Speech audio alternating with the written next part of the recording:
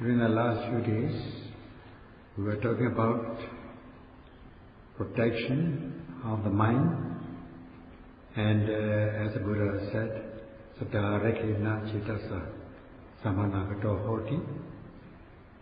A bhikkhu or yogi should possess a mind guarded with mindfulness, or guarded by mindfulness.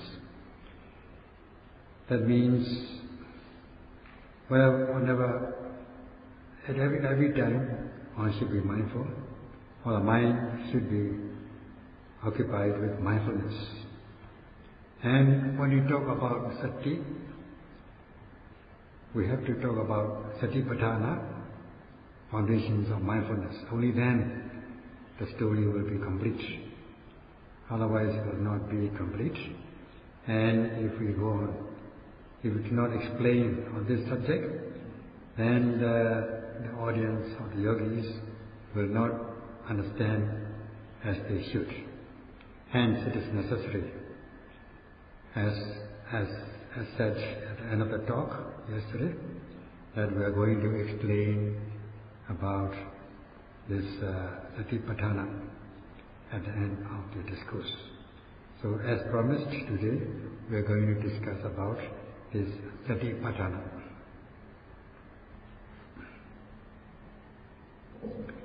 This Satipatthana, the word Satipatthana, is a compound of two words, namely Sati and Patthana.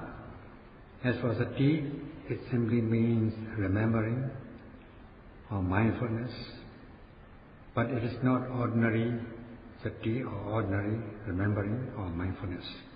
It is an extra kind of extraordinary mindfulness. Only when one cultivates this mindfulness in an extraordinary way, with extraordinary kind of mindfulness, one's practice of mindfulness will be effective. Hence, the word Patthana. Now, as for Patthana, it simply means closely established, as is given in this meaning. Upathati, it is closely established. Because it is closely established, it is called Patthana.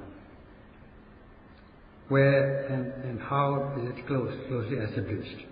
Now, Pa of Patthana gives extra meaning. So to explain it both from the theoretical and practical aspects, first of all, one has got to remember Satipatthana as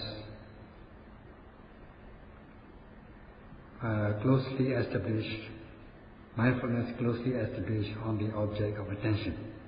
And to expand a little further, mindfulness closely established on the four kinds of objects of attention, namely object of the body, feeling or sensation, mind, and phenomena or general objects.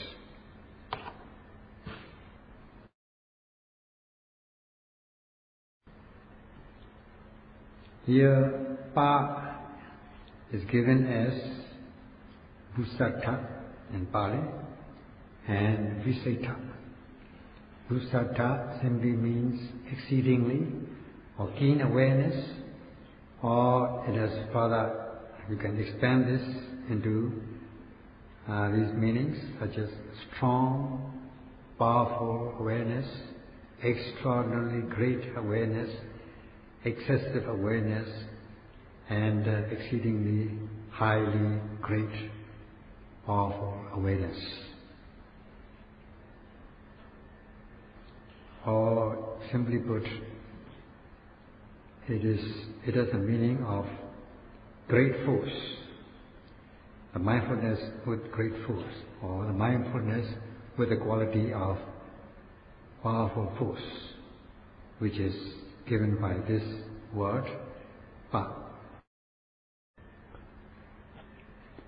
It also has the meaning of Javana, which is closed as impulsion or impulsive. And when one is performing profitable deeds, and one possesses a profitable consciousness, one is doing it with great force in order to purify one's deeds so that they become blameless. The same thing with akusala, when one is doing unprofitable deeds, one performs unprofitable deeds which are impure and blameworthy with great force. At this point in meditation, it means that we are performing profitable deeds with great force. When one is doing a task, undertaking, and any undertaking, one excels other people in doing things, one is very active, and one becomes distinct, one becomes outstanding, and so that one will be seen by other people as a different kind of person. One will become famous, and when one compares this person with other people, this person will be outstanding in terms of the quality of work. He or she excels others. In this way, he or she will be seen as highly and outstanding. That means that he or she is not ordinary person. He or she is exceedingly excessive or extraordinary person. So too with sati, this kind of sati given by this meaning Busatta has the connotation of being extraordinary, not ordinary, not normal, but it is exceedingly keen awareness. And this dharma of patthana is given as pravardhana. That means it is firmly established or steadfastly established. It may seem to have this connotation of not moving, because when we say established means it is steadfast and not movable.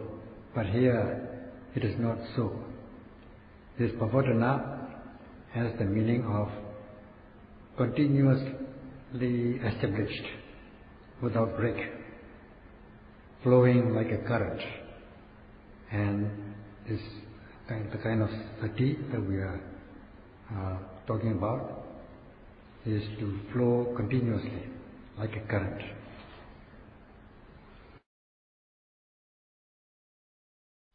When we combine these two words, namely sati and patthana, it becomes satipatthana.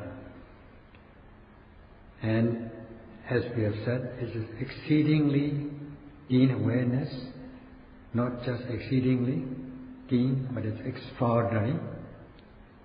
It is distinct and of high quality, and is continuously arising, continuous sati, mindfulness which is continuous. And this is the essential meaning of satipatthana. So it means that it is steadfast mindfulness, and the kind of mindfulness is such that when you note an object, the noting mind seems to sink into the object. Hence this upatthati also is given as akantedava pavadati, meaning proceeding by entering. So when we say steadfast, means when you are noting an object, your noting mind seems to sink into the object, just like when you try to erect post in the ground. You do it in such a way that it is steadfast and not easily movable. In this way, when you are noting an object, as the object arises, your noting mind notes it in such a way as to appear as though it penetrates or sinks into the object of attention. In this way, when one is noting an object, one should note in such a way as to penetrate into the object in an extraordinary manner with full force or full impulsion or impulsive force. Now when we say force, what is the speed of that force be? What should it be? What kind of speed should it be? Should it be like three kinds of speed: slow, medium and fast? Now slow and medium are not the kind of quality that we want. What we want is fast quality, as is given earlier on by the expression chavana, meaning impulsion. It should have this impulsive force. So one should note with force when an object arises, so that one will be able to grasp the object in time. Such is, and one can give the meaning of Satipatthana as a kind of mindfulness which notes an object with full force in an extraordinary manner. In this way, one notes by entering into the object of attention with full force, and also when one is noting in time, to grasp in time, one should also be able to spread over the object in its entirety, not just noting part and parcel of the object. So when one is entering into it, as is given by this expression, patrayatva bhavoti, that is spreading, one notes in such a way, in such a way as to proceed by spreading to engulf the entire object. And also when one is noting, one should note with full force. And that also is given by this Paṇḍitā Sayadaw. One's noting mind should proceed by plunging into the object of attention.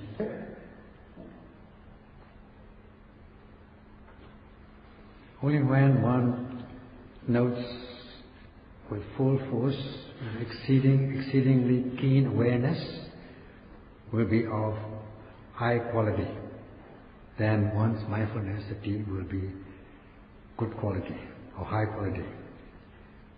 That means it is not ordinary kind of mindfulness. One must note so that the noting mind proceeds by plunging into the object with full force. One must rush into it, but not to be too hasty. One rush into it with control. And when there are many things that we have to rush, now among these things, Satipatthana is also one of them, where you have to rush to grasp or to catch the objects, ever newly arising object, which tends to arise and pass away momentarily. They are very fast, so one has got to rush and grasp and note it in time. In this way, one must not be slow or be gazing, thinking. There's no room for thinking, no room for thoughts. One must consider that this is most important thing, most essential for the yogi, and other things are not so essential as this mindfulness. One should not be just reasoning or thinking just like one would think in the West. If you are thinking or reasoning, then it will not be the practice of Satipatthana. Even if one practices, it will not be of good quality. One may be overshooting the object or superficially noting the object, then it will be a cheap kind of mindfulness. So only when you practice mindfulness in the spirit of mindfulness, that means understanding the meaning of mindfulness, will one be able to practice Satipatthana truly. In this way, one must practice Satipatthana, understanding it both from the theoretical and practical aspects, in accordance with the teachings of the Buddha. If one is not doing it exactly in accordance with the teachings, instead one is thinking about it. If one is thinking, then one will not be able to catch or note this natural phenomena which arises and passes away very fast. If one is thinking, one will lag behind. Just like in any undertaking, a thinking person will always lag behind, whereas a practical person will advance forward. The same thing goes with the Satipatthana. This practice is not the practice for thinking people. It is the practice for the practical people, as also is given in the literatures. One should not remember or think about the past nor the future. One should not be looking back what has happened, nor speculate about the future. One should be with the moment, that is, try to note the presently arising object. As the saying goes, strike while the iron is hot. Suppose when you are watching a lightning in darkness at night, suppose you want to know the nature of lightning, then you must watch it at the very moment of the flash of lightning. Such as when you watch in this way, you will observe the nature of lightning, that is, it gives out light, it illuminates the darkness, and its function of overcoming darkness, and its manifestation of shapes, in what manner the lightning takes place, such as lightning takes place in a straight line or a curved line and so on. So if you watch this lightning, you will observe one of these three qualities, that is its natural characteristic, its function and manifestation. Then you are set to understand lightning, and you can also understand it only when you watch at the very moment of lightning, not before or afterwards.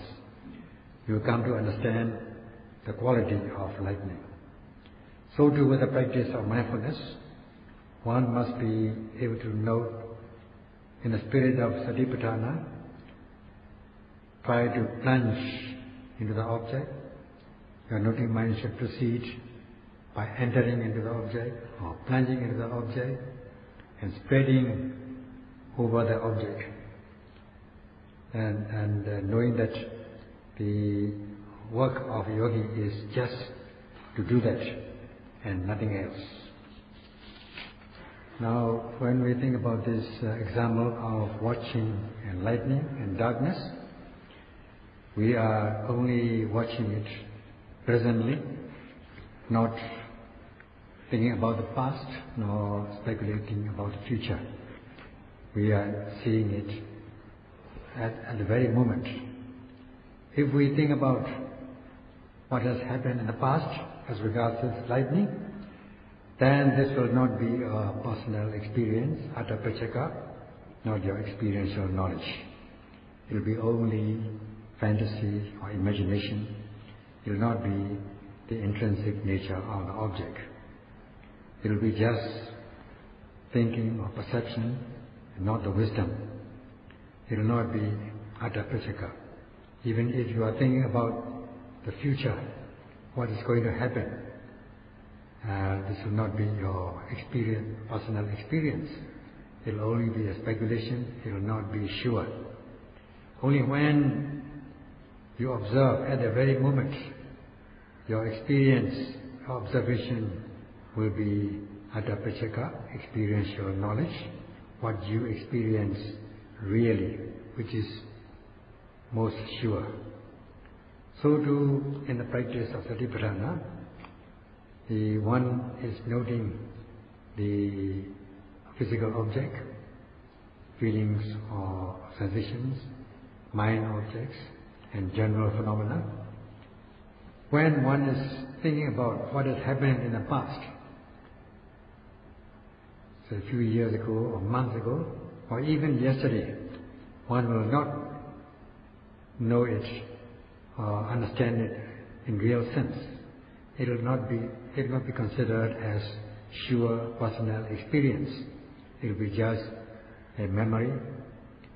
And even if you try to remember what has happened a few hours ago or a few minutes ago, even your experiences of that few minutes ago would not be sure ones, would not be sudden. And they will be just imaginations. They will not be your personal experience, atapachaka. Some would think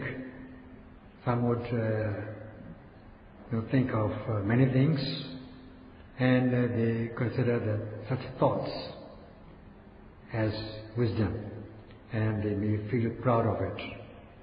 That is about thinkers. So, if you think about the past physical objects, or sensations, or mind objects, they will not be sure ones. They will be just guess or imaginations, and they will not be your personal experience. Now the Buddha has given the instructions to be with the moment, so that you are most sure about your observation. So you must note these objects at the very moment of arising, without any hesitation. You must note in such a way as to proceed in such a way as so that your noting mind proceeds by entering into the object, by plunging into the object, and by spreading to engulf the entire object. Then only it will be your experiential knowledge. It will be the sure one. Otherwise, you will not be sure. Now this practice of Satipatthana is the sure observation of the arising objects. So the Buddha has declared at the beginning of the great discourse on the foundations of mindfulness in this way: monks, this is the only sure way of purifying one's mind of raga, dosa, moha, that is mental impurities such as craving, aversion, and delusion. And this practice, this way, this method of purification of the mind is none other than the way of mindfulness, four foundations of mindfulness. That is, noting every physical object as it arises, note it by proceeding, by entering on objects, into the objects, proceeding by plunging into the objects, and spreading on the objects, of the objects, in the spirit of Satipatthana. Whenever any feeling arises, one should note in such a way, that is, in the spirit of Satipatthana.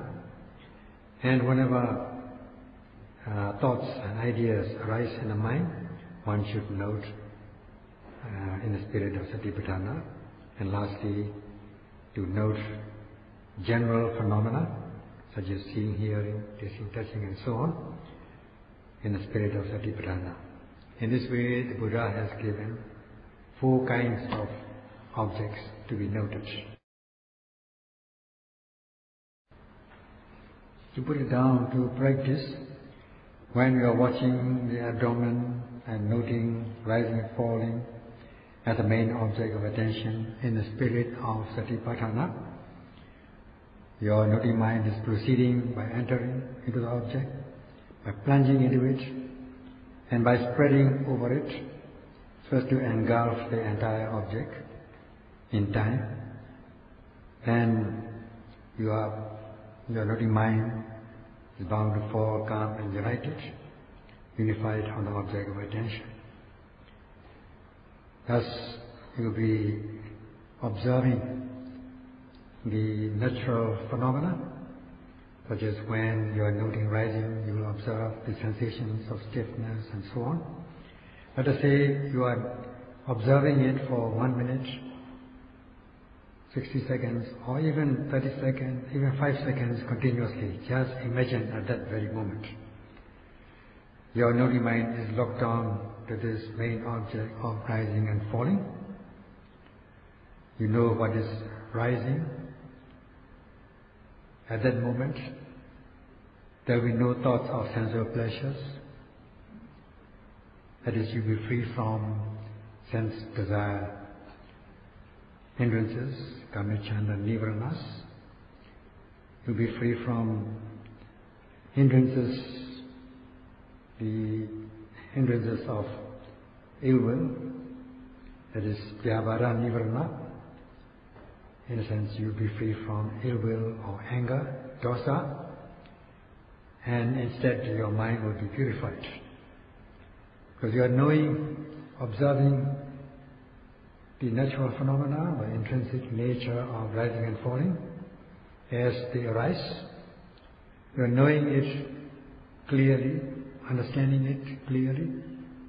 There will be no confusion, no delusion, there will be clarity of mindfulness, so that you will be free from delusion, because you are very clear-cut, your mind is clear-cut. Because you are observing the phenomena, natural phenomena of rising and falling in a clear-cut manner. The mind is clear, you are knowing it, observing it as sensations, and your mind will not be deluded. So that you will be free from impurities.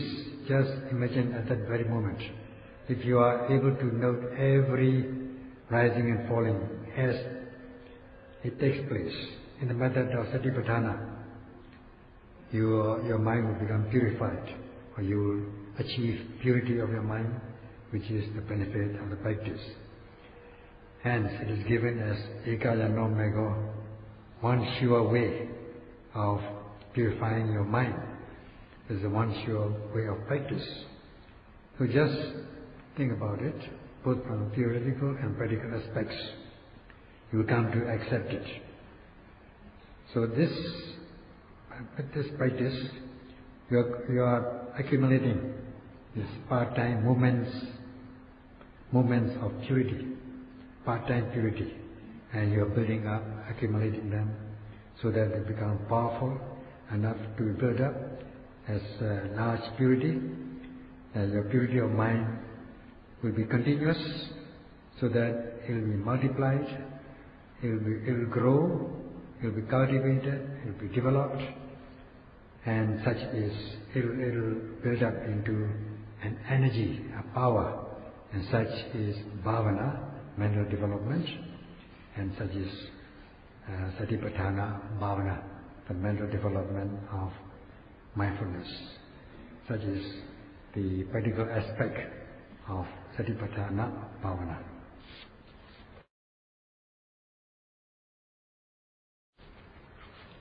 However, when we talk about sati, it cannot, in ordinary sense, it cannot become an exceedingly high quality mindfulness. And to become so, one has got to, just sati alone will not be so powerful. So we need supporting factors at the beginning of the practice and during practice. And such factors are none other than faith and confidence, saddha, and desire. So that is, first of all, one must understand the benefits of the practice that we can realize, beginning with the beauty of the mind. Then we will come to accept it, have faith in it, and then we'll have a desire to undertake the practice. So yogis should ask themselves whether they have that kind of faith and confidence, or whether they have the faith and confidence that they can realize with the practice. So once you have to ask yourself whether you have this faith and confidence. Just insignificant amount of faith and confidence and zeal are not enough. If you're just doing it in a slight manner, not being clear-cut, then you will not be able to practice fully. So we need these mental factors, namely faith and desire, at the beginning of the practice and in the course of the practice. And in the course of the practice, we need two mental factors, namely aiming and energy, focusing your noting mind to the object, and the driving force, so that the noting mind will become concurrent with the object of attention. These two mental powers should be applied constantly. Then only your mindfulness will become of high quality. We will continue tomorrow.